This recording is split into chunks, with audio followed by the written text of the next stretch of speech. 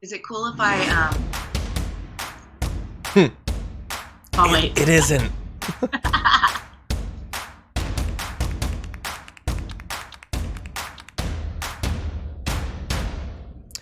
Hello all and welcome back to another episode here at the Damage Report, still under lockdown with a slightly lower level of the intro. We don't want to freak people out in the morning. Let me know what you think.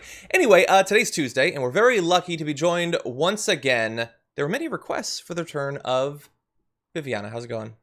Hi, I Viviana cannot believe there Vigil. were requests. Thank you. There were, former host, also current producer of the news show Maria on the El Rey Network. We were very glad to have you back.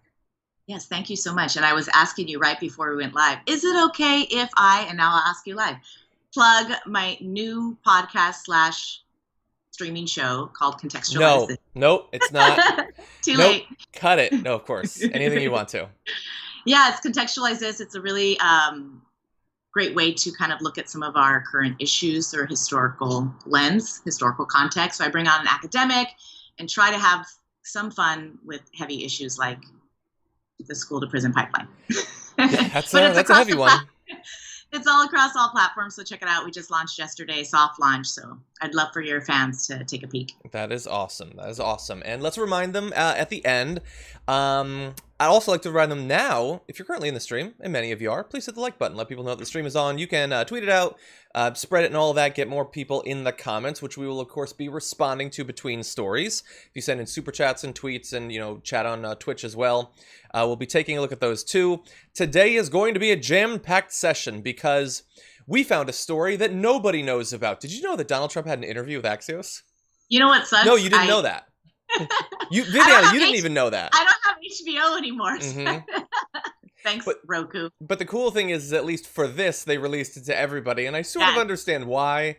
But anyway, so we're going to be dissecting a few bits of that. I was going through it and pulling time codes to pull out videos, and then I realized, oh wait, no, I can't just have the whole thing. So we're going to be talking about a few different areas having to do with coronavirus and John Lewis and a whole bunch of different things. We've also got a massive explosion in Beirut. We're going to be talking about that a little bit later on. More police mistreatment, brutality. We've got that for you. Vaccines. Are they coming, and should they come? We'll be breaking that down, and maybe if there's time, we'll see. A new Midas Touch ad. The Progressive PAC has put out a new ad talking about Trump's relationship with female reporters. And it's something. It's great. So it's fantastic. It is. I think he likes them. But anyway, yeah, and with that, let me make sure that I'm not missing anything. To the team, I think something is supposed to be in here that I was reminded about yesterday, but I could be wrong. Often am. And with that, why don't we jump into the first story? Donald Trump was interviewed recently by Axios, and the entire interview now is available. You can watch it on YouTube, and you should, but let's talk about a few different parts of it. The first has to do with his coronavirus strategy. How seriously is he taking it? Here's a bit from that portion of the interview. China, we were doing good. Then all of a sudden the game changed, and I had to close it down. I closed down the greatest economy ever in history. And then I closed it down. And now we're opening it. And we saved, by the way, by closing it down, we saved millions of lives. If we would have gone the herd, and we knew very little about the disease, if we would have gone herd, we would have lost millions of people, millions of people. One person's too much. We're at 140,000 people. One person is too much. We're at 140. We would have lost millions of people. And those people that really understand it, they said it's incredible, the job. Okay. He tries to get him to explain who are these people that tell him he did a great job. And I love it's not like I'm a great, huge fan of John Lewis or whatever, but he's like, look, I got to master that. That's my Halloween costume coming up. Okay, so there's a few parts of that, Viviana, that we're going to have to break down. But what did you think about that bit and overall his talk about the pandemic during this interview? Well, I want to start off by just telling everybody out there who's dealing with this on a personal level, my condolences are with you. My heart is with these families that are suffering.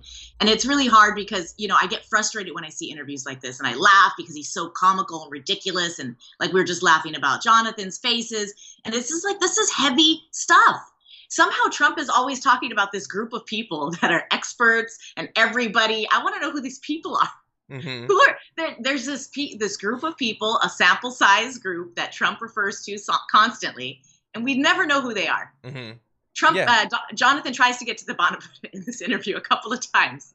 Well, of course, there's no bottom, or I should say, we're in the bottom already. Like, because there's no people, and it seems like sometimes people can be so flawed that you seem crazy to identify what they're doing.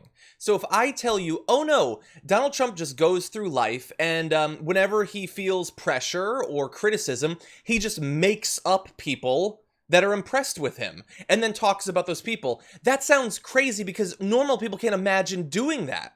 Like if I told you, I'm writing this book right now and I gave it to some people and they said it's literally the best book that they've ever read. You would have to assume that's true because the alternative is insane. But that is that's the world we're in. People are not telling him he did an amazing job. Maybe Stephen Miller, is telling him he did a great job. Maybe that, not technically a person, honestly, but Stephen Miller is an evil SOB, but he also knows that Trump's an idiot. I think so. Yes, he's aware because he's not a dumb person, Stephen Miller. Yeah, just evil. Right. Evil. Yes. And so to the content of what was talked about in that, he says a few things that are wrong. One, that it was just sent over by China. And he talks earlier about how we cut off the travel, which obviously, thank God he did that because we haven't had a pandemic here because of that. As Jonathan Swan pointed out, it was already here, you ignoramus. He didn't say that, but he thought it. And then Trump goes on to talk about what he has done. He's saved millions of lives. So he will always seem like a success if the alternative is that literally nothing was done. Right. But the third thing is he said that the doing nothing is the going herd. That's the president of the United States saying going herd. And what he's referring to there is the idea that we can develop herd immunity by simply allowing enough people to get sick and to develop antibodies so that they will be resistant or immune to the virus, which again, we don't even know is true in this virus. But the biggest issue with that is, who was suggesting that we should go herd? One person. This has been a huge talking point on the right, the extreme right. I mean, this since the beginning of the pandemic, and they look to Sweden. Sweden's going herd. Well, a lot of the herd is dead in Sweden. And I mean, you make sacrifices of people's lives just to see what happens. And then these are the same people, if we get to the vaccine stuff, these are the same people that are like, I'm not going to risk it, but you're willing to let other people die. Mm-hmm. Yeah. So we can get your herd immunity. Exactly. And look, when they were freaking out about Sweden in the beginning and people in Sweden, medical professionals were saying, I don't know if this is a really good idea. I was worried about it then. Then it turned out that, look, has Sweden done better than us? Yes. There are some very good reasons for that. Sweden has 7 people in it. That's one of them. But Sweden is also surrounded by other countries that did better because they didn't go herd. And they did a lockdown. Exactly, they did lockdown. So they look better compared to us. They look worse compared to other countries around them. But I really want to drive this home. The whole him saying, look, I could have gone herd, but I didn't to get credit now is even more insane when you realize that he was the one that was pushing for it. I've read this graphic like 10 times now during one task force meeting in the Situation Room last month. This is way back in the beginning of the pandemic. Trump turned to Dr. Fauci and challenged him. Trump wanted to understand why talk of herd immunity, going herd, allowing the coronavirus to sweep a nation largely unchecked with the belief that those who survived would then be immune was such a bad idea. And he said in particular, why don't we let this wash over the country? According to 2 different people who were in the meeting, he raised that question repeatedly in the Oval Office, by the way. Fauci initially seemed confused by the term wash over because Fauci is a regular person who's not insane, but became alarmed once he understood what Trump was asking. And he responded, Mr. President, many people would die. Yes, those millions that Trump is now bragging he saved, he was suggesting should die to follow a strategy that would have been apocalyptic even if it worked, but because of the nature of coronavirus antibodies, probably wouldn't have even resulted in immunity afterward. Absolutely. We don't even know yet. That's the thing. We don't. And if he's so keen on going herd, why are you getting tested all the time? Why are you making sure everybody's getting tested around you? Why don't you just get it to get your immunity since you believe in it so much? It's very, very duplicitous. And, not that I'm shocked, but it's upsetting when there's so many people dying. I mean, like Jonathan said, 1,000 people. Exactly. I mean, it's just, and he, yeah. You know, I don't know if we're going to get to that part of the interview. The dying, we will. Yeah. Yeah. Yeah. He's obviously, Jonathan Swan was critical in the interview, but he was like, also, they were tough questions only because Trump never faces questions that tough, and also because Trump has done a terrible job making the questions tough because they're about material he's already flubbed. But he's trying to help him. Like, how many olive branches? He just came loaded with olive branches that he was holding out to him. The only time that Trump actually stopped and was listening for 2 seconds, because he was talking over him the whole interview. Yes. It was when he was telling him how he gets massive crowds, and I followed you, and Trump was on every word. He wanted to hear everything he had, and that was the only time. Exactly. So let's transition to another part of the relatively tough questioning. Donald Trump decided not too long ago to have his big Tulsa rally that has had disastrous and predicted results. And so here he is being asked about that decision. Last time I was with you was the day before your Tulsa rally in the Oval. And, you know, you were saying big, huge crowd. It was indoors. By the way, these people, they listen to you. Excuse me, Jonathan. Yeah. We had a 19,000 seat stadium. First of all, we had 12,000 people, not 6,000, which you reported, another people reported. But you couldn't even get in. It was like an armed camp. Why would you have wanted that? 120 Black Lives Matter people. I understand, but why would you have wanted a huge crowd? Excuse me, wait. And Tulsa, well, because that area was a very good area at the time. It was an area that was pretty much over. After a month later, it started going up. That's a month later. Okay, so there are two great parts there. I mean, I think we should acknowledge that, one, the cases were going up in advance of it, at least a little bit. But let's say that that's wrong, as he implies. And he says after we had the massive rally that people say would cause a spread of cases, then the cases started spreading, is a really interesting, actually self-own there. That's what I was, yeah. Yeah, he acknowledges it. Mm-hmm. He acknowledges it. But even if the fact that you thought, I mean, the way he talks is crazy. It was over. Like, be specific what you're saying. I don't even know what you're saying. And that happens many times in this interview where Jonathan's like, what manuals, what books, what people? Mm-hmm. Even if the numbers were low, even if there, you know, it was still a pandemic. Even if it was relatively safe there, as he's sort of alluding to, why would you have a massive rally? Yeah. And you have to acknowledge that that did play into the numbers rising. I mean, it's just, that's science. I like how he said, there's another part of the interview. He's like, it's science. I was like, really? Yeah. He knows about science? Well, but he describes science as, and boom, all of a sudden it's better. That's what he says science change is. In a drop of a hat. Yeah. That's science. That's not science in my experience. But yeah, you're right. So he's bragging about having the big rally, and we're going to get to the ratings in a second, but he is talking to a guy that is, like somebody said during the video, was that John sighing or the interviewer? And I think it was both of us. So he's being told by this interviewer, it was irresponsible for you to do that, to put so many people there.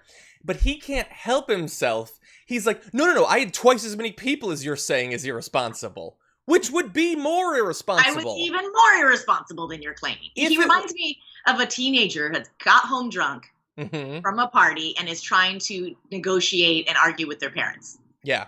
And he doesn't know what point he's trying to make. It's also a lie. It wasn't 12,000, it was 6,000, but 6,000 is bad enough. That's what we're discussing, the horrible decision that led to, in your words, a spread of cases, and also Herman Cain has died. Again, we don't know for sure that he died as a result of that, but it certainly seems like an interesting coincidence.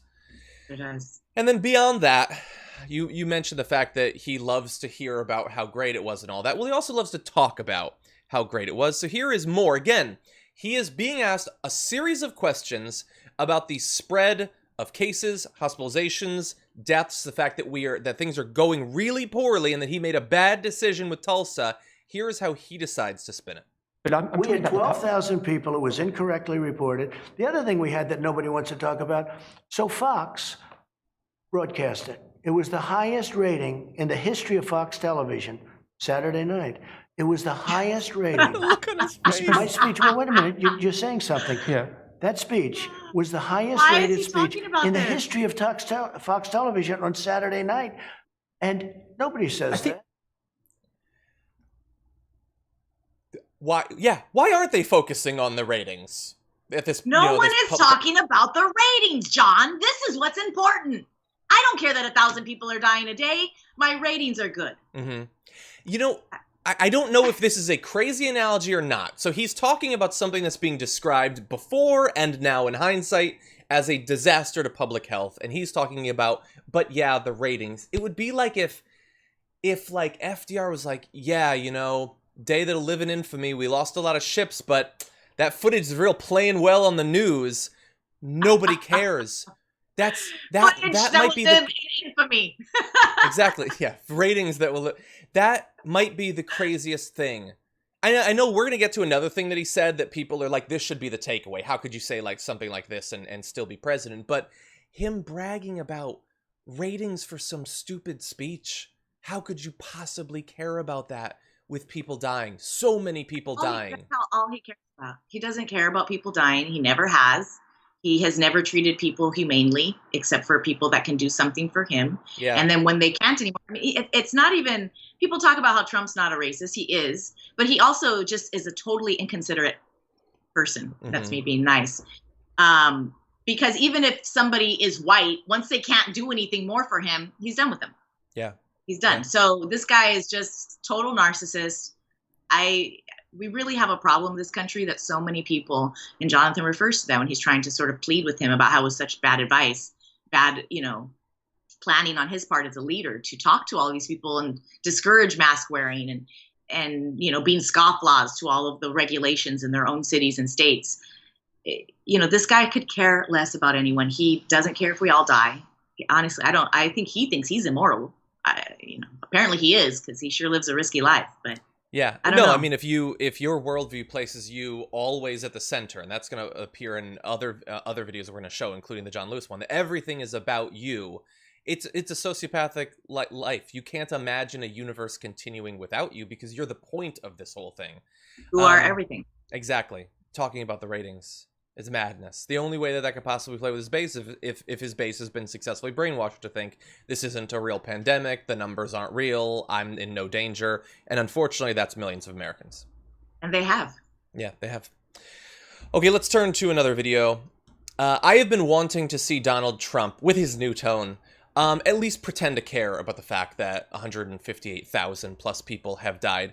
Well, he was asked about those deaths, and here is how he chose to talk about it. A phrase that, like we were talking about earlier, should probably live in infamy. I've covered you for a long time. I've gone to your rallies. I've talked to your people. They love you. They listen to you. They listen to every word you say. They hang on your every word. They don't listen to me or the media or Fauci. They think we're fake news. They want to get their advice from you. And so when they hear you say everything's under control, don't worry about wearing masks, I mean, these are people, many of them are older people, What's Mr. your President. definition of control? Yeah. Under the It's giving them a false sense of right security. Now, I think it's under control. I'll tell you what. How? 1,000 Americans are dying a day. They are dying. That's true. And it is what it is. But that doesn't mean we aren't doing everything we can. It's under control as much as you can control it. This is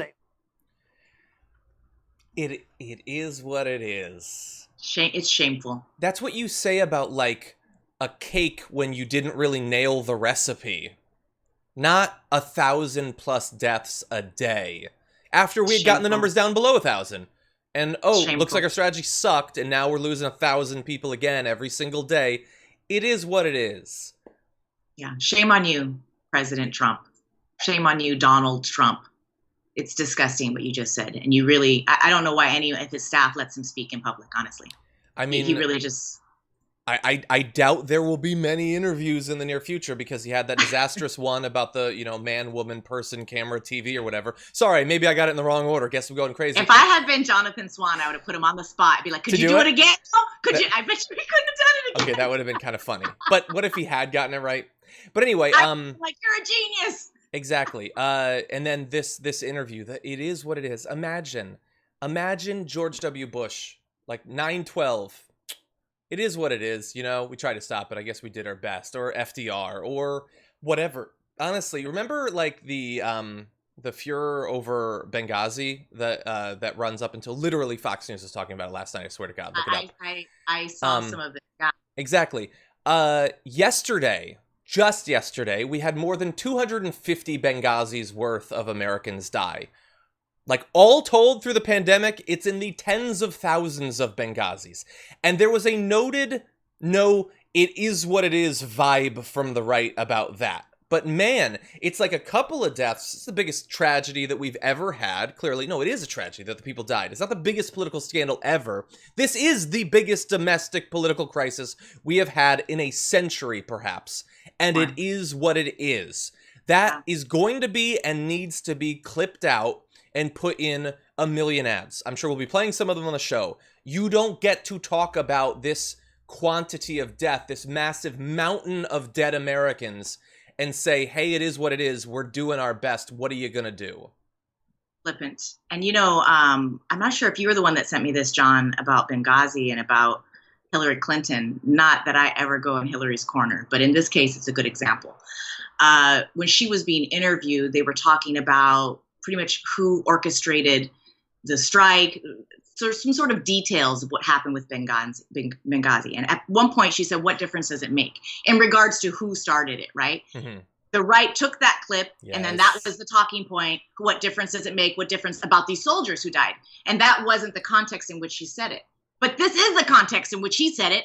Yeah. Are they going to hold him to the same point? You're 100% right. Exactly, yeah. They put that in ads and all of that. I can't believe it. But then, you know, we're reminded of the sort of president that we have. So we're gonna show you another video. This is just about the saddest thing I can imagine.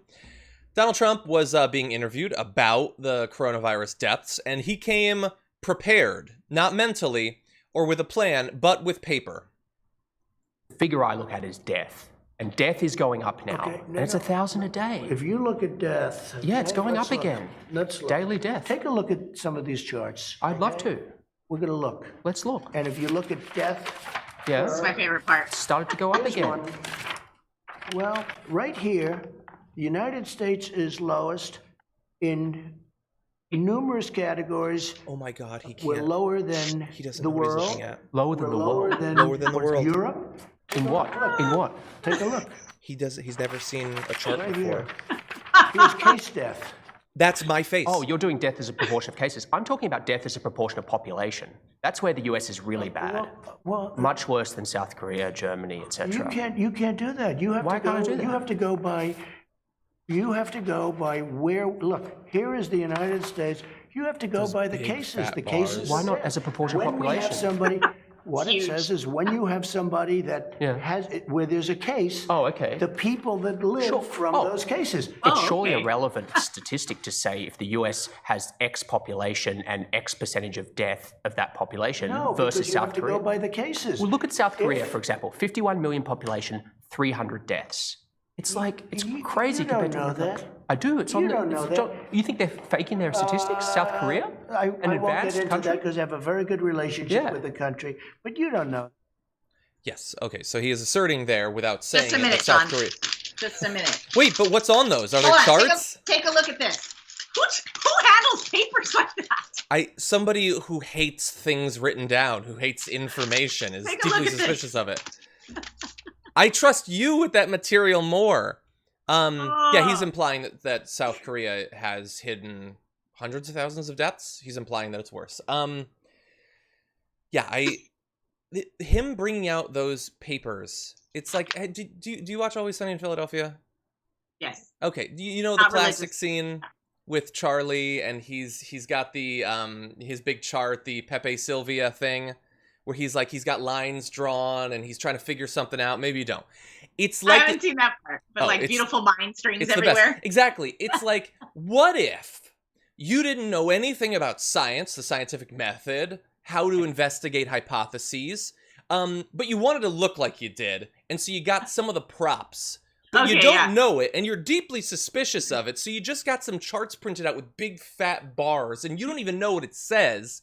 You wouldn't actually... You'd be able to fool other idiots with that, but you wouldn't be able to fool intelligent people. And that is what we're seeing in this interview. And Jonathan is that smartass from high school that was like, oh, you're doing this. I'm talking about this. And then you're like, oh, owned. Mm-hmm. He owned him right there. I feel like Jonathan was trying his best to not be an a-hole, but It was sort of necessary. It was because Trump was just talking out of his hoo-ha. Yeah. He's doing, because he wants to get another interview, but and that's not like, usually I say that to be like they're going super soft. He's not going super soft, but he is doing the voice of like, but no, you need to like, come on, like he's trying to like you would do to a puppy. He's doing puppy voice to Trump there, and I guess he has to, because Trump apparently seems to like Jonathan Swan. But Jonathan Swan is asking tough enough questions, for the American context. Yeah. So I guess it's a good strategy. Yeah, he did a pretty good job considering who he is. Mm-hmm. So I thought he did ask some important questions. I just feel like when you aren't good at math, being someone who's terrible at math, don't start acting like you could go head to head with somebody who's probably a genius in Jonathan's level comparison wise. Why would you try to debate about statistics?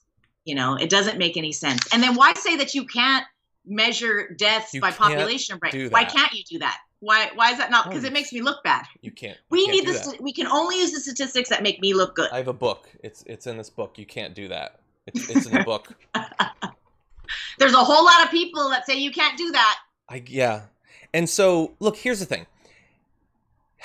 So we often say that we have done worse than other countries, which, when I say it, I can't speak for everyone, is supposed to light a fire under people to want our government to do better. Okay, that's what it means. What it doesn't mean is, if we were doing exactly what we're doing right now, but other countries were doing worse, that I'd be satisfied. But all of what he just said implies, I just need to trick you into thinking that other people have it worse, and then what we've got will be okay. No. 1,000 people dying a day will never be okay. I don't care if we're the last country on Earth. Okay, and everyone else is wiped out. It's unacceptable. And it's particularly unacceptable when I'm watching you throw papers around and talk about bleach, and that's how you've spent 5 months. That's what makes it unacceptable. 1,000 people a day is not acceptable. I don't care what stupid chart you try to show me. Acceptable. And anything I have never seen a president speak like this about such a grave situation. You mentioned George W. the other day. Like, who would have known we'd be longing for that sort of professionalism and leadership? Yeah. I mean, in terms of rhetorical style, I guess, yes. Yeah, absolute disaster. It caused deaths of hundreds of thousands. But yeah, he pretended to have empathy. Trump just doesn't have it in him. He cannot pretend to care about this. He said at one point in that quote, "One death is a tragedy." I think were his exact words. I got nothing off of that. No emotion. It's a line. And I guess him giving the line is better than nothing, but it's not the same as actual empathy. Well, the numbers that Dr. Fauci and Dr. Why I just went, what's her last name? Burks. I went blank on her name. The numbers of the 2.2 million that they gave him in the beginning was meant to really like kind of sober him up. But now he's holding on to that number like, I didn't reach that, so I did pretty good. He is a D- student that celebrates not getting an F. Mm-hmm. Yep. Hypothetically, I could have gotten 0 points. So look at me now. Yeah. Put it on the fridge. D-. Put it on the fridge. Okay, we're going to go to another topic altogether. During the Axios interview, Donald Trump was asked about the passing of John Lewis and what he thought about his legacy. Buckle up. John Lewis is lying in state in the US Capitol. How do you think history will remember John Lewis? I don't know. I really don't know. I don't know. I don't know John Lewis. He chose not to come to my inauguration. Jesus. He chose. I never met John Lewis, actually. I don't believe. Do you find him impressive? I can't say one way or the other. I find a lot of people impressive. I find many people not impressive. But no, I didn't go. Do you find his story impressive? He didn't come to my inauguration. He didn't come to my State of the Union speeches. And that's okay. That's his right. And again, nobody has done more for Black Americans than I have. I understand. He should have come. But I think he made a big mistake. But taking your relationship with him out of it, do you find his story impressive, what he's done for this country? He was a person that devoted a lot of energy and a lot of heart to civil rights, but there were many others also. I have done more for Black people than anyone else. He kind of has. not good things. Yeah, that's true. He's done So stuff. he's not wrong.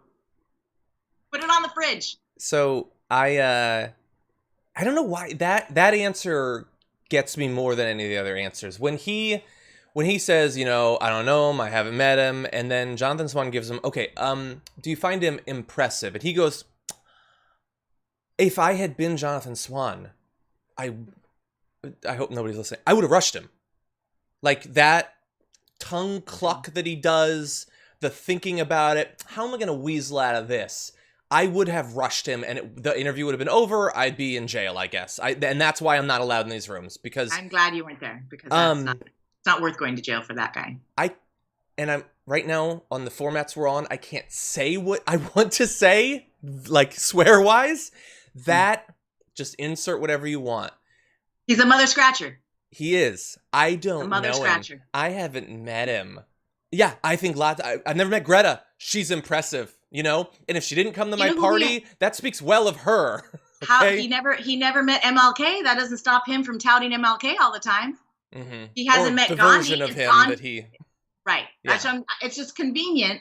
What about Gandhi? Does he hate Gandhi? Never met him. Gandhi didn't go to his 20th birthday party. He could have went. He brought up. It was like, I don't know him. I haven't met him. He didn't come to my inauguration.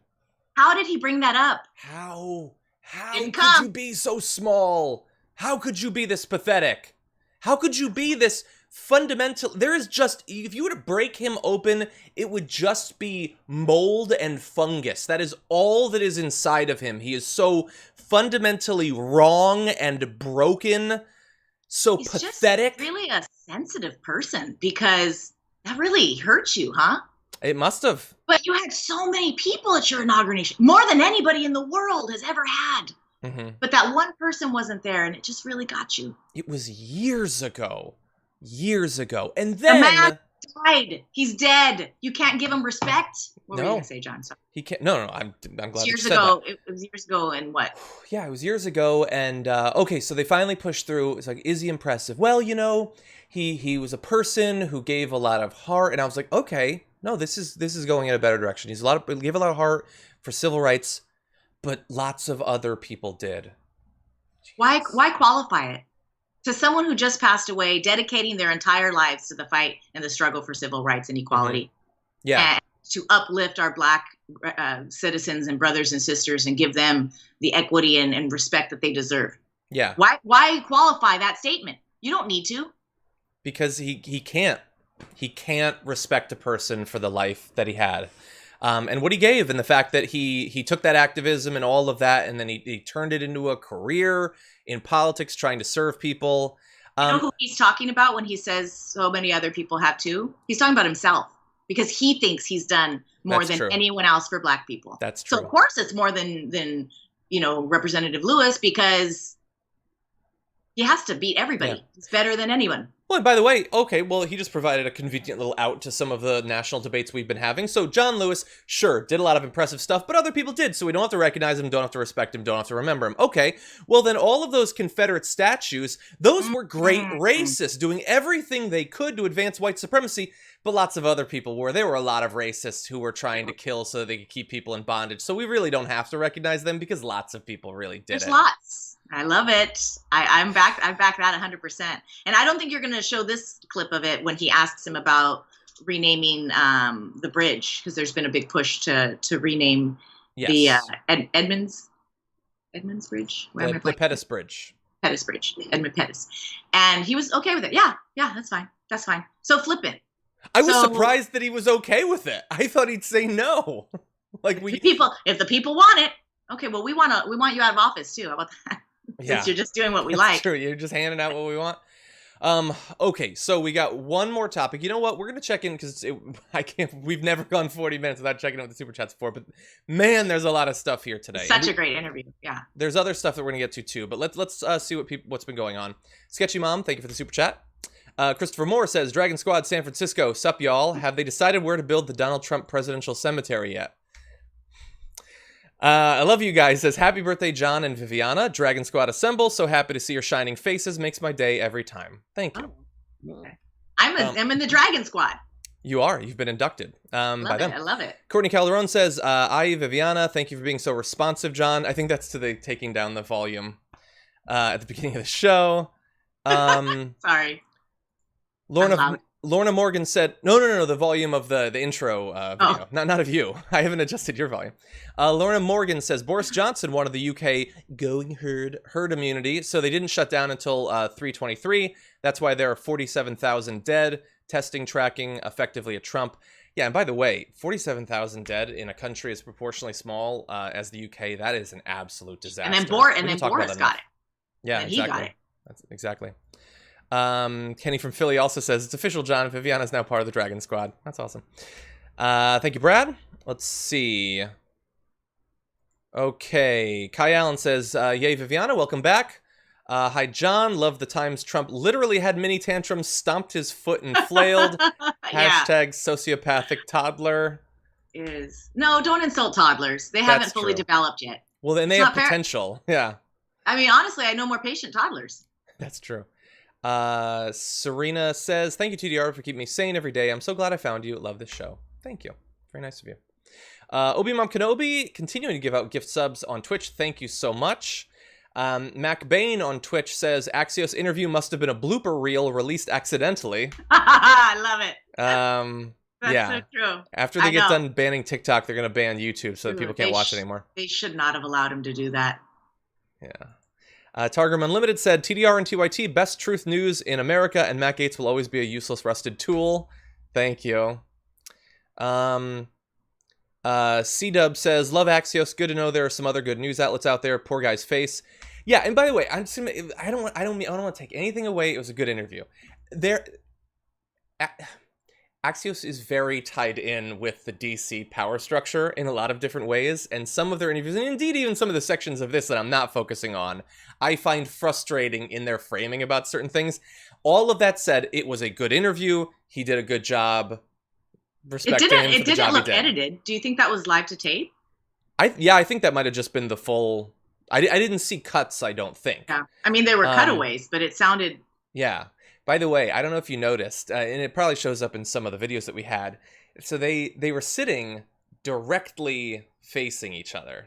And I don't know if you know where I'm going with this, but so generally the shots would be sort of like 3/4 profiles and stuff like that. But sometimes they would swing around to a direct profile shot on Donald Trump. And I can't say for sure, but I think they were doing it to show the insane orange circle that he had on his face to about here. And then it's just like lily white. And that shot is just brutal. I mean, compared to the substance of the interview, it's nothing. But I think it's fair because that's how he chooses to look. That's true. That's true. There's a history of blackface. He does orange face. I don't know what it signifies, but that's his look. His hair, also the profile. I mean, he's like a character. What are those cartoonists, like the character cartoonists that they do? Caricaturists on the beach. Mm-hmm. Like he's like their dream. He's like the perfect guy to draw. Exactly. In a little mini car with his giant head, which is actual size. With a cap with the spinny thing. Yeah. Yes. What would his little accoutrements be? I don't know. It would be one Big Mac and one glass of water. Actually, he'd need 2 hands for that. But anyway. Diet Coke. He doesn't drink water. Diet Coke. That's true. That's true. He's a button to order it. Okay. Everyone asking about Beirut. We are going to get to Beirut. We have just a little bit more from the interview. I know it's taking things over, but what do you want me to do? What do you want me to do, honestly? It's gold. Honestly, I'm so glad I'm on the show today because this interview. Thank you. Okay, let's jump back into it. Civil rights protests continue in cities around the country. Donald Trump was asked about this and about Black Lives Matter during the Axios interview. Has he met with them? Mr. President, have you ever met with a Black Lives Matter activist to hear them out, hear their arguments? Well, Black Lives Matter started off, to me, very badly because it was... Did you ever meet with one? Pigs in a blanket, burn them like bacon. That was my first... Didn't even get the first time I ever heard of you didn't get the talking point, that was 3 or 4 years ago. Uh-huh. Pigs, meaning policemen. Pigs is what they're referring to, in a blanket, fry them like bacon. I thought it was so. I got off to a bad start. I got off to a very bad start. Would you meet with a Black Lives Matter activist? I would, but I think right now when they paint the sign, nobody's asked for a meeting. I've never been. Nobody's ever asked me for a meeting. Let me tell you. Okay. Yeah. No. So he doesn't have to do anything. He doesn't have to extend anything, any reforms, any changes, any understanding. And because in one video, one individual of one of the affiliated groups of BLM, I don't even know what year it was that this happened, said that one thing that he misquoted, he doesn't have to listen to them. That is the standard that we will now hold all social movements to. Just as a note, you don't fry pigs in a blanket. You would bake them. But I think the quote saying, was fry, but yeah, that's true. You fry them like bacon. You'll mess up the recipe if you do it that way. I mean, I'm vegan, so I don't go that way anyway. But yeah, it's yeah. The right has been so against Black Lives Matter, and it's not just the right. I'll say establishment Democrats as well. Someone needs to tell them that McCarthyism is over. We don't have to be afraid of Marxism. We don't have to be afraid of socialism. They're not bad words, and they don't make people evil or terrorists just because they say it. And they're trying to pull back this whole 1950s rhetoric, and I'm over it. I don't care. You're saying that this organization does this and that, that's why it's bad. And they think that's going to scare people into the dark. I don't want to be part of Black Lives Matter. They follow some tenets of Marxism. Yeah, because capitalism is effing up our country. So I'm glad that there's an organization doing this, but I'm not sure if Black Lives Matter has ever reached out to the White House. I'm sure somebody in some activist group related has, but I don't know what purpose it would be to even talk to him. Yeah, I mean, the thing is, by the way, that's Antifa talk from her. Terrorist, look her up, lock her up. But anyway, no, I'm kidding. That's what they're doing. They're just, you don't have to listen to anyone you don't like. And he talks about how Portland is just filled with anarchists and Antifa. It's not protesters. You don't have to worry about it. They don't have any legitimate grievances. It's just violent terrorism. And so he's off the hook. And all of his followers are also off the hook. He doesn't have to make any changes. They get to go on being racist. It's a great system that they've set up. But imagine that. Imagine months of nationwide protests, and the most powerful individual in the country doesn't even have to pretend that he's going to listen to their arguments, let alone ever change anything. It's never going to happen. You're 100% right. There's no point in meeting with him because it's never going to happen under him. He's not going to do anything. The more protests there are, to say it won't happen under Biden either. Yeah, I think some reforms will happen. I doubt a significant portion of what's being asked for. The police are not being defunded nationally or anything like that. That's not happening. I doubt he's taking out DHS or abolishing ICE or fundamentally changing Border Patrol or anything like that. Nope. Yeah. But one thing that he said during that bit of the interview too, where he was talking about why they were played unlabeled uniformed officers kidnapping people, and this is something that I've heard a lot in regards to police brutality and about the safety of cops. And of course, I don't want anybody. I'm anti-violence. I don't want anybody to get hurt or killed. But when we are putting the safety of cops over the safety of our own citizens, I mean, these cops sign up to be in these dangerous positions, so they already know they're taking a risk. Why do they need to be, and they can label themselves without putting Lopez or whatever their name is. That sort of argument of we need to protect our military and our cops before our own citizens, it's just boggling that we even got to this point, and that he is looking at what is going on in his own country that he is supposedly the leader of, and seeing veterans, beaten up, mothers pepper sprayed, pregnant women pepper sprayed. I mean, just he called that fake news in that interview. And Antifa, that's what he called them. Yeah, well, but he said that when Jonathan Swan mentioned the Navy vet getting beaten, he said that's fake news. Yeah, making very clear that when he uses the term fake news, he doesn't mean that it didn't happen. He means, no, you don't get to talk about that. You have to talk about the part that I want to talk about. It has to be positive towards me. Exactly. You don't get to do that. So it is a crazy situation that we've ended up in with him, but I do have an idea about why we're in that situation, and it has to do with his view of systemic racism. And here he is. Mr. President, that many police treat black people differently from white people. Well, I hope not. Certainly you've seen the statistics. The knee on the neck was a disgrace, okay? Yeah. It was a disgrace. I'm talking about, what does systemic racism mean to you?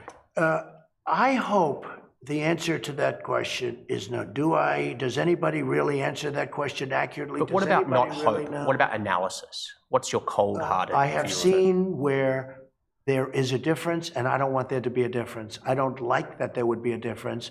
There would But be with a that being difference. said, Why do you think black men are police have 2.5 killed times? white people. I know, but why do you think black In a men larger number, in quantity? police have killed white people. But why do you think black men are 2.5 times more likely to be killed by police than white men? That I don't know, but Why? Why do you I think don't that? like it. You must have thought Why? about it. I don't know why, but I don't like it. I do know this. Does it speak to that something police systemic? have killed many white people also. But proportionally, what is? So that thing from a couple weeks ago, the more white people, that's just a standard talking point that he has right now.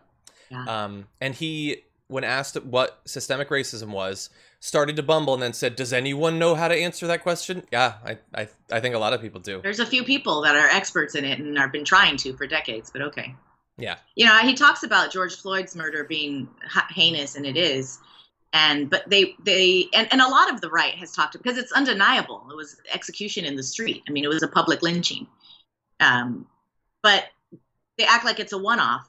I don't think we're going to have time today to go to the video about what happened to the family in Aurora, Colorado. But we're seeing it it's just countless.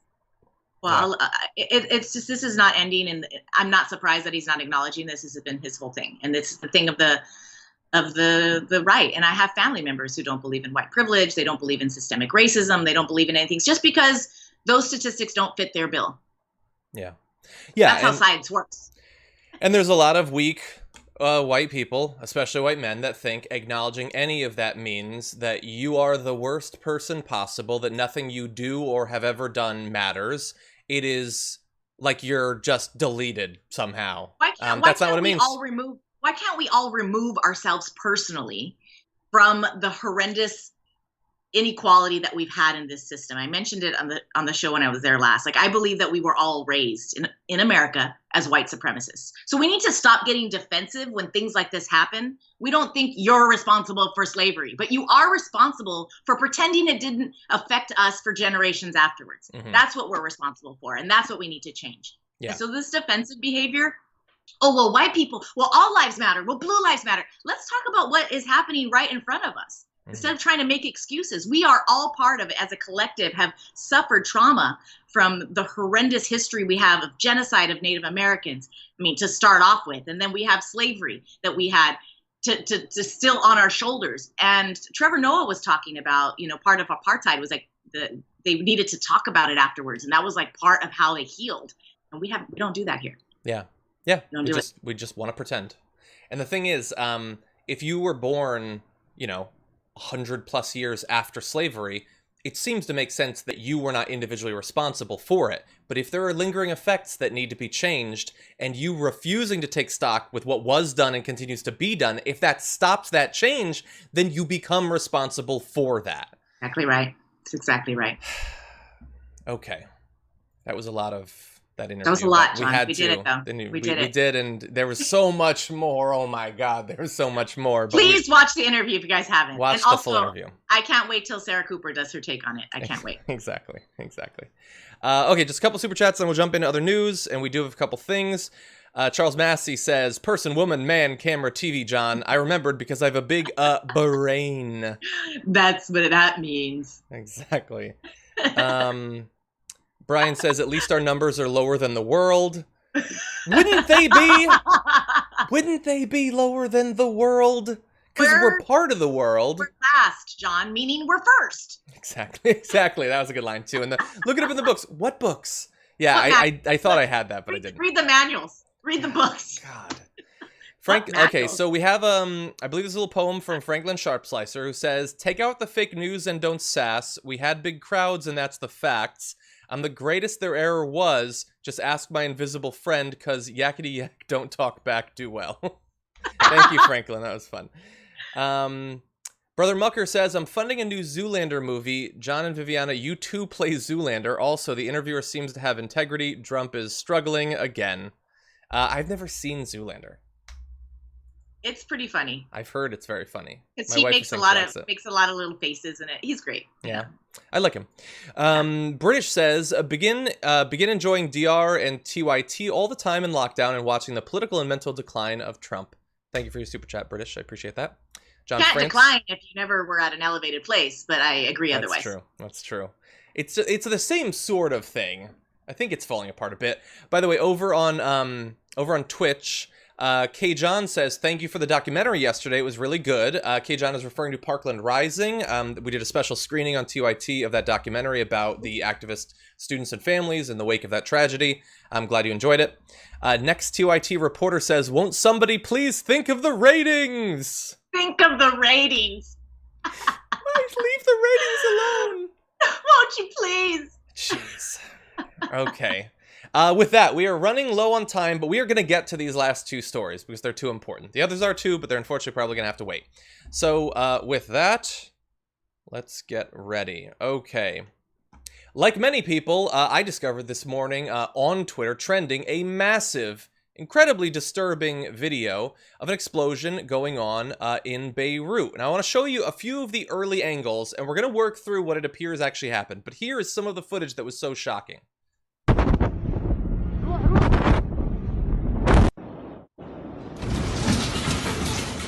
Jesus.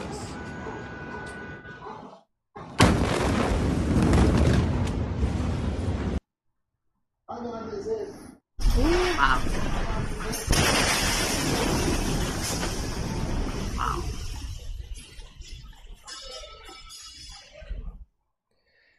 Wow, and so you can see there the mushroom cloud-esque expansion circle. You have the shockwave literally shattering windows relatively far away. I can only imagine if I was one of those individuals living in Beirut, you must have thought, no, we've been struck by some sort of massive weapon. Yeah, that's scary. Even to watch it is scary. It's horrifying. Yeah, I've seen tons of video. There's a lot of angles out there because there had been a fire for a while before the explosion, so people were filming it. Oh. People, yeah, we're gonna talk a little bit about that. But people like wanting to film it, and then this massive explosion seemingly coming out of nowhere, shattering the glass around them falling, their cameras turning off. Like, it must have been terrifying at the time.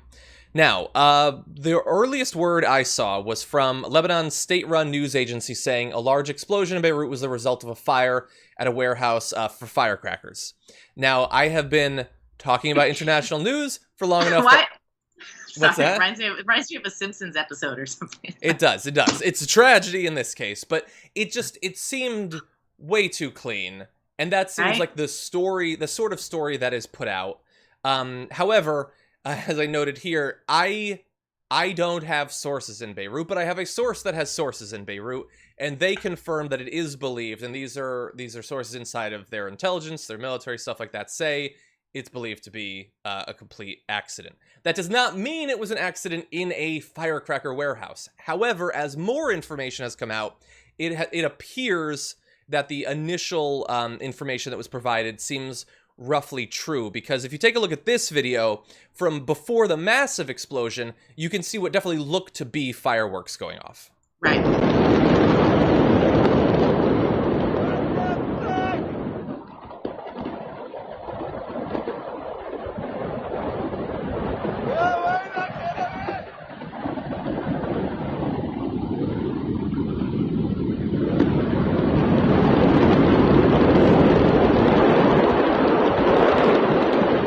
See a ton. All the pops. Yeah. Little flashes.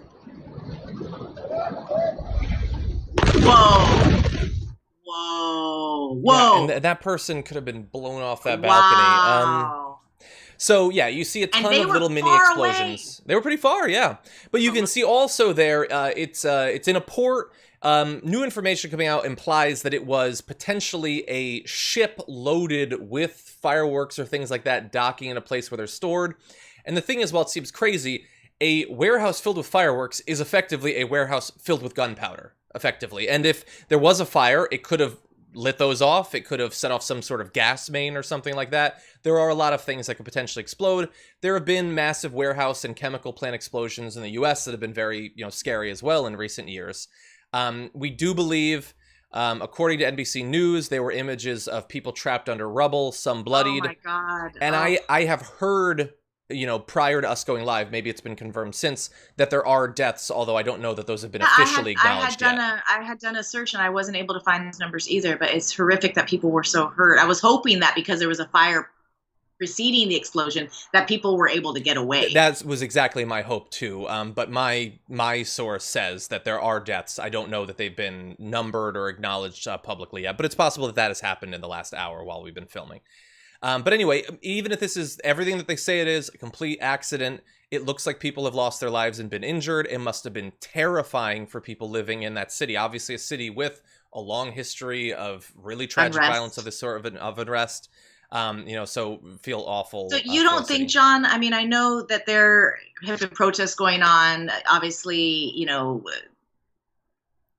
my first reaction was like, okay, is this related to that? But you're saying no relation at all.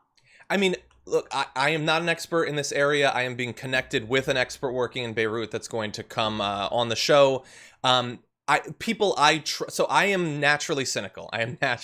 However, people I trust who are far better experts in that region than me say that this is not connected to ongoing issues there. Accidents happen. But we don't know. This is what we're just reporting, the initial information. Maybe we'll find out more, you know, in the near future. It's enough of a tragedy as of right now. Perhaps it will turn out to have been an even worse one. And people in the chat I see a few people talking about Halifax. Apparently a munitions ship blew up and leveled the city effectively. So it has, well, that's obviously far larger, but similar sort of situation. Yeah, just terrifying. Well, I imagine looking out your window. I will watch your interview tomorrow. Thank you. Okay, with that, we have very little time. Let's go immediately into this last story. How about that? Not a feel-good one. It's not. Few are. I don't know if we really had any today. I mean, you know, Trump falling apart's kind of funny, but there were funny moments. There were. Unfortunately, he's in charge. Okay. Despite the fact that we have had literally months of never-ending protests all across the country that have been trying to draw attention to the mistreatment of Black and brown individuals by the police, that has not seemingly stopped that sort of behavior from continuing. I want to show you a bit of footage. It is extremely disturbing. It shows a family in Aurora that has been pulled out of their vehicle because of a apparent belief that hadn't even been checked that the vehicle was stolen, and this is how the family was treated. Hey,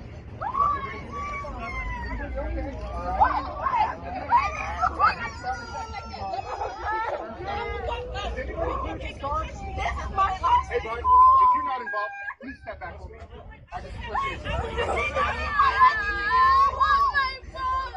Jeez.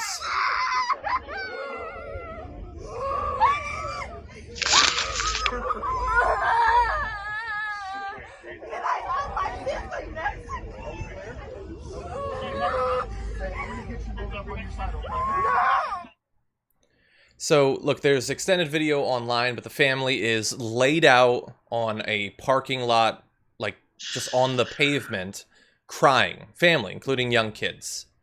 It hurts me to watch, John. I tear up when I watch that video. To hear the agony and the pain in their voices and their children. This is traumatizing for life, not only for this family, but for any of us watching it. To say that we don't have institutional, systemic racism, that there isn't bias by the police, that police brutality against Black people is not real. I mean, look, show me one white family that this has happened to, please. I'll wait, because a baby was on the asphalt. Children were handcuffed. For what? The story is that this woman had reported her car stolen like months before. Mm-hmm. And it was cleared up within days. And then months later, they have her whole family traumatizing them. And the cops realized, it reminded me of like times of slavery, the insensitivity and just treating them like they're nobody, like they're not humans. This is horrific to watch. It really upset me when I saw this last night.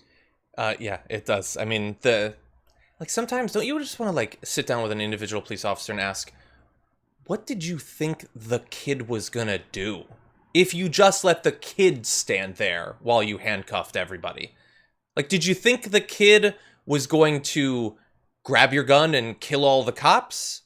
Did you think the kid was going to overpower you? 6. It's children. It's a 6-year-old girl. 6. The 6-year-old girl needs to be on the ground. They're trained, and they think, well, I guess they're trained to think that 6-year-old needs to be handcuffed and on the ground. They're afraid of Black people. They're afraid of Black people. And I don't care what color the cop is. They're afraid of Black people because they're being trained to be afraid of Black people. Yeah. Not just by the police department, which is, and it's nationwide. It goes back to us being a nation based on white supremacy. Yeah. So you're automatic. It just feels right to be afraid. And when you're trained and brainwashed as a cop to be following blindly orders, you have to have some sort of moral backbone and say, we're not going to do it like this. And I would automatically call someone that's ahead of this guy in charge who's making these decisions to lay this family on the asphalt. It is the summer on top of it. Yeah. Face down on asphalt. We all remember from elementary school how hot that is because we used to sit our butts on it all the time. Exactly. Yeah. It's inhumane. And as you alluded to, in terms of the situation, so they're in a parking lot. They're approached by the cops. The cops think that the car is stolen, mistakenly, which we'll get to. They take all the people. They don't just like say, hey, could you just hold a second? We need to run this or anything or something. They immediately force them all to the ground. Okay, they tell her their car's stolen. She says that it had been stolen in February, but it was cleared up. She tells them that and says, I will show you the vehicle registration and insurance paperwork. That's not good enough for them. So they make her wait on the ground. Her attorney emphasized to CNN that the vehicle was stolen in February. It was returned to her the next day by the Aurora police. They already, that department returned the car and then apparently decided, maybe in a couple of months we'll stop her again and throw her on the ground. And maybe your kids too. The treatment, both in terms of the callous individual treatment on the day, but the lack of care about the inconvenience and all that, doing this in public, making the kid, like I've never had that happen to me. Imagine as a 6-year-old being forced to do that. But Black and brown people have it happen to them every single day. Exactly. And it should be illegal to handcuff children. And the other, it was a woman and her two nieces or something. One was 16, one was 17. Underage, minors. It should be illegal to handcuff them. Yeah. If they identify themselves as minors, then they should have just set them aside. What were they going to do? It just makes no sense. All of these people need to be removed from duty. They are dangerous menaces to society. They need to not be wearing a badge. They are not peace officers. They are terrorists. What they did is terrorism. They terrorized this family and all of us who had to watch that and endure that, to hear the wailing and the crying. I mean, I get goosebumps even just thinking about it again. It is horrific. And like it's horrific that you could ever have just done what we saw, but that so many cops and individuals could go through all of this year, not just, but it should be enough, not just the protests, constantly calling attention to this sort of bias and mistreatment and brutality and murder is happening, and constantly reminding people that that's what's been going on, but also the pandemic where we're all scared for our lives, we're supposed to be pulling together, that you could get through all of that and still be cruel and brutal to people, whether you're a cop or an individual, that none of that has had any effect. Here's what doesn't add up. They took Dylan Roof to Burger King. Yeah. It doesn't add up, John. What's happening? How does that make sense and this makes sense? How? That guy murdered people, assassinated people. These guys, maybe that woman stole a car, maybe. First of all, she has a car full of children. Mm-hmm. That is not how to handle it. Let her show you the paperwork. Exactly. Take it from there. Obviously, they don't do their job because maybe in the record, they should have done their paperwork and shown that their car was returned and the matter was resolved. So somebody effed up. And who paid for it? A 6-year-old baby girl with her face in the asphalt, where she now feels like that is how this government treats her, this city treats her, the police treat her. She will forever be marked. And they want us to celebrate blue lives and protect blue lives. You're not protecting the very people you are charged to protect. You're terrorizing them. Are there cops that are out there saving lives and doing this? Of course. But we don't need to qualify that. Mm-hmm. That's what they're supposed to be doing. Yeah. That's like getting a D- and putting it on the fridge again. Oh, well, we saved a cat. Okay, well, guess what? You're really hurting people. You murdered Breonna Taylor. You put this little baby down in the dirt. It's just, we need to just stop. This is why defund the police. This is why abolish the police is a rallying cry. It doesn't mean we don't need some sort of peace officers and someone to help enforce laws, et cetera, et cetera. But the system that we have set up that was based for slave patrol has turned into this, And it needs to be eradicated. We need to start from scratch. I agree. Total reboot. Questioning all of the training, the organization, everything, the way the union protects them. The uniforms, everything. Get rid of everything. Yeah, I agree. So the thing is, that's a dark way to end the show. Do you have a couple more minutes? I do. Okay, can we end with this ad? Lighten it up for people just a little bit. Like this is any lighter, John? No, it's not, but it's... We get to attack Trump. So it'll be that. No, it's not lighter, but, well, I don't know. A family face down on the asphalt, I think it's a little bit lighter. I don't know. Anyway, so we'll see. But okay, and also I want to get your perspective in particular on this. Let's turn to this now. Progressive PAC Midas Touch has a new ad out pointing out the history of Donald Trump's interactions with reporters of a particular type. They're female, and he doesn't like it. Nobody respects women more than I do. Do you have any questions? I have 2 questions. No, it's okay. Next, please. But you called on me. I love women. I cherish women. She's shocked that I picked her. I'm not thinking, Mr. That's President. okay. I know you're not thinking. You never do. I'm sorry? I have great respect for women. What a stupid question. But I watch you a lot. You ask a lot of stupid questions. The way he treats the female reporters is different. Sit down. You know you're a fake. You know that. Caitlin Collins was banned from a late afternoon press event because the White House didn't like the question she asked the president. Women, I love the women. April Ryan, you talk about somebody that's a loser.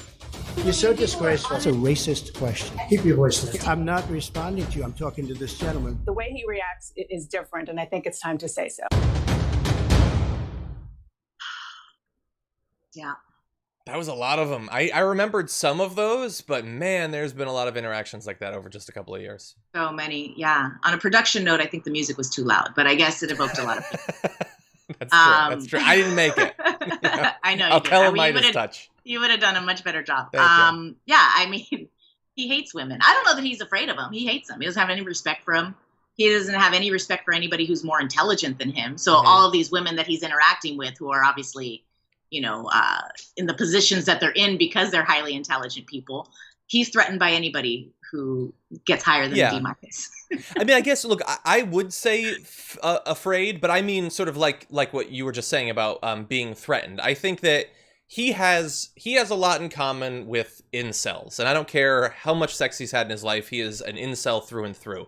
And it has to do with the negative, dark collection of views you have of women and how afraid you are that they'll reject you, that they'll judge you, that they'll mock you, that they'll make you feel as small as you feel. The fear that those things will happen, that he obviously he doesn't want to be challenged by anyone, that's true. But I think he especially does not want to be challenged by a woman because also he does not respect them. He thinks that women are for a couple of different things. He doesn't like that they're in that room in the first place. And now they're daring to ask him tough questions. I think he can't take that. Yeah. And he can't hide it. He's quick to insult women because he already hates them. He's a total misogynist, probably proud to be one. And so he's quick to put them down. Oh yeah, you never make sense. You never, it's like stupidity. You know, back to him being an incel, let me ask you this. Do you think he's having sex now? I mean, I look, I guess fundamentally I don't care, but I find it hard to believe. Yeah, no, I would doubt it. I would say poor Melania, but she brought this on herself. She did. She's horrible. Yeah, no, I don't care, but I doubt it. He's attacked women. He specifically attacks women of color. Yeah. Because he thinks they're even lower. I don't think that he believes women need to be in positions of power. However, when he does put sort of tokens around him, so he can sort of say, here, I have a black friend, I have women on my cabinet, you know, so he does place them strategically around him when it's convenient for him. We have a Spanish, you know, cuando conviene, when it works for him. When the statistics work for him, when it's good to have a woman or a black person. I mean, he's, you know, Herman Cain passed away. He was on his list of black people he knew. Now that's a shorter list. So I don't know. This guy, we could talk about his insecurities our whole lives, but he has a lot of problems. He's a narcissist, a misogynist, insecure, imbecile, most likely. He says he reads a lot in an interview. He said he and he comprehends better than anyone. He's the best. Yeah. It's upsetting, but you know, I think women have been used to being treated as secondhand citizens a lot. So at least when I watch something like that, I don't get offended because it's like a clown telling me I'm a clown, and it's like, which one's wearing the makeup? That's orange. That's true. So I think that even the White House correspondents, you know, they kind of are like used to it at this point. But it's shocking to see a president act in this way. Yeah. You know, I think Nixon was pretty misogynistic, and I think he even didn't say things like this. That's true. And there's stuff that they didn't even fit into that. I mean, there was one reporter, I think she's with is it Washington Post? Wei Zhejiang? I don't remember exactly, but he he basically implied that she should go back to China. So the racism as well. Anyway, look, they didn't make this ad, and I don't make this video hoping to get through to Trump and make him question his misogyny that has been, like, if he has a backbone, it's racism and misogyny twisted together. That's the double helix.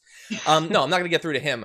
Like, if you are watching this and you're a young guy, and especially if you're a young guy who thinks that you're a conservative or should be, there are a lot of movements. They're trying to fool you into thinking that developing this sort of hatred towards women is empowering and will make you more successful.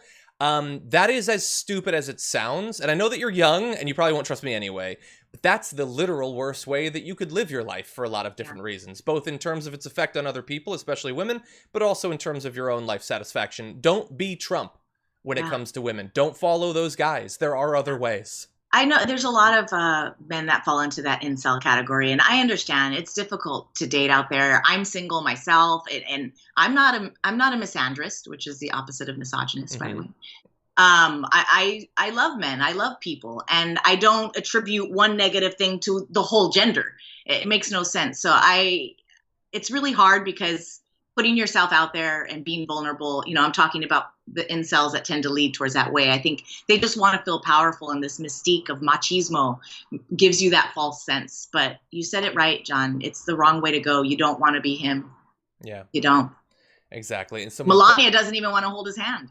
No, she doesn't. Would you want to? Oh, imagine what it would feel like. Simultaneously sweaty and too dry. And small. And small, yeah. Brian Watson pointed out in reference to one of the quotes he had in that video, it's that there's a big difference between loving women and loving women's bodies. That's not actually the same thing. Very true. Exactly. Thank you so much, Viviana. Great to have you on. I hear there's a new place people can hear your work. Yes, I mentioned it a little bit in the beginning. It's called Contextualize This. I just launched it, soft launch, so we're still working out this stuff. I love to talk about current issues in a historical context. So I bring on an academic expert and, you know, just talk. We just covered a school to prison pipeline. The next episode is about street vendors. There's been a lot of violence towards street vendors recently, and I'm talking to a professor who talks about abolitionist marketplaces. It's a phenomenal look inside the history of street vending in general. Obviously, it was probably the first economic system we ever had. So we're going to go into it a little bit, and that'll be in a couple weeks. I'll make sure to tell everybody on your profiles. Well, that sounds awesome. And thank you for joining us today. And usual, hit me up. I love your fans. Thank you so much. Wait, one more thing. I have a surprise from Frank. Oh, what? A Frank surprise? I hope it's Frank. Because I know that you are a Star Wars fan. He's got a little Chewbacca like holder thing. He's a Chewbacca. Oh, he's a rebel. I can tell. He's so cute. Oh my god. Oh my god. That'll be a gift soon. That was you, John. Oh, thank you, Viviana and Frank. Thank you. Love you guys. Have a good one. He's so cute. Oh man, okay, my day's looking up. Okay, so with that, let's go through a few more comments, tweets, and things like that. I know we didn't get to a ton because there was just a lot today that we had to get to. So, let's see. Bart, the producer, put a comment in saying, John, I think Trump was thinking more about the Denny's breakfast menu regarding pigs in a blanket than Black Lives Matter. He also thinks the BLM initials stand for bacon, lettuce, and mayo. Wait, pigs in a blanket is delicious. Bart, I disagree with you on a lot of things, but pigs in a blanket is delicious. Okay. James Cassis tweeted us at hashtag TDR Live saying, John, he's a pigeon with whom we are trying to play chess. We look 10 moves ahead and make calculated moves. Then he grabs on the queen, flips the board, and struts around like he won. That is true. Jess Ortega says, wasn't the atomic bomb dropped 75 years ago? Odd coincidence.